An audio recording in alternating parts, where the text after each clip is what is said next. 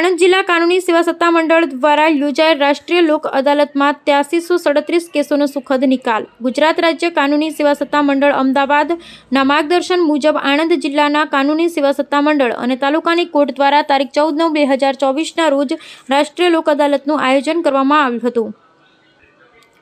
જિલ્લા કાનૂની સેવા સત્તામંડળ આણંદના ચેરમેન શ્રી અને ઇન્ચાર્જ મુખ્ય જિલ્લા ન્યાયાધીશ શ્રી TR દેસાઈની અધ્યક્ષતામાં શનિવારે યોજાયેલી આ લોક અદાલતમાં MSP કેસ, ફોજદારી સમાધાન લાયક કેસ, નેગોશિયેબલ ઇન્સ્ટ્રુમેન્ટ એક્ટ કલમ 138ના કેસ, લગ્ન સંબંધી ફેમિલી કેસ, મહેસૂલના કેસ, મજૂરો સાથેના તકરારના કેસ, દીવાની દાવા કે ભાડાના બેંકના કેસો, વીજળી તથા પાણીના કેસ તેમજ હજુ સુધી અદાલતમાં દાખલ ન થયા હોય તેવા બેંકોના પ્રી લિટિગેશન કેસો સહિતના સમાધાન માટે રાખવામાં આવેલ કેસો પૈકી કુલ 8337 કેસોનો સફળતાપૂર્વક નિકાલ કરવામાં આવ્યો છે. સફળતાપૂર્વક નિકાલ કરવામાં આવેલ કેસ પૈકી મોટર અકસ્માતને લગતા વળતરના કેસોમાં કુલ 66 કેસોનો સુખદ નિકાલ કરી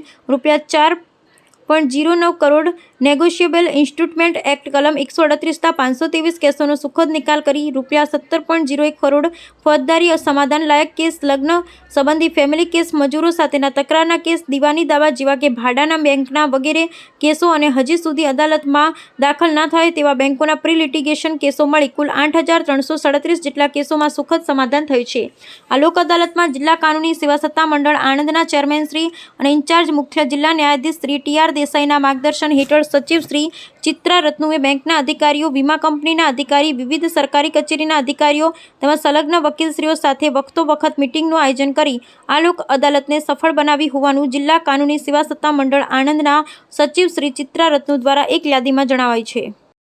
આજે 2024ના વર્ષની આ ત્રીજી નેશનલ લોક અદાલત છે. એ પ્રસંગે આણંદ જિલ્લાની ન્યાયપ્રિય જનતાને હું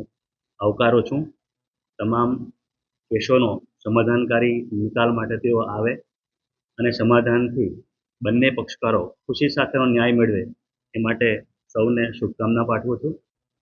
આજે નેશનલ લોક અદાલતમાં અહીંયા આગળથી 8થી 10,000 કેસો જે કોર્ટની કામગીરી હેઠળના છે એ કેસોને આજે આપણે લોક અદાલતમાં મૂક્યા છે અને સમાધાનકારી એનો નિકાલ થાય એ માટેના તમામ પ્રયત્ન હાથ ધરવામાં આવશે. તે પૈકી નેગોશિયેબલ ઇન્સ્ટ્રુમેન્ટ એક્ટ હેઠળના કેસો, મોટર એક્સિડન્ટ ક્લેમ પિટિશનના કેસો, મહેસૂલના કેસો, કેટલાક ફોજદારી કેસો કે જે સમાધાન યોગ્ય હોય તે તમામ કેસો,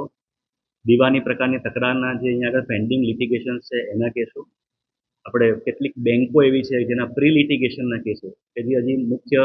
ન્યાય પ્રણાલીમાં આવ્યા નથી તે પહેલાં જેનો આપણે નિકાલ લાવીએ એ માટેના પ્રી લિટિગેશનના કેસો, ટેલી કંપનીના પ્રી લિટિગેશનના કેસો અને આ તમામ કેસો આજરોજ લોક અદાલતમાં મૂક્યા છે. સફળતાપૂર્વક આપણે આજની લોક અદાલત પૂરી કરી લગભગ 8થી 9,000 જેવા કેસો આજરોજ આપણે નિકાલ કરીએ એ માટેના અહીંથી પ્રયત્નો હાથ ધરવામાં આવનાર છે. આજરોજ રાષ્ટ્રીય લોક અદાલતમાં આપણે સમાધાનથી પૂરા થાય તેવા કેસો આજરોજ કોર્ટોમાં મૂકેલા છે. સાથે સાથે અત્યારે જે સુપ્રીમ કોર્ટ તરફથી ચાલી રહી મુહિમ છે જેમાં જૂના પડી રહેલા કેસોને ટાર્ગેટેડ કેસીસ તરીકે ઓળખી અને તે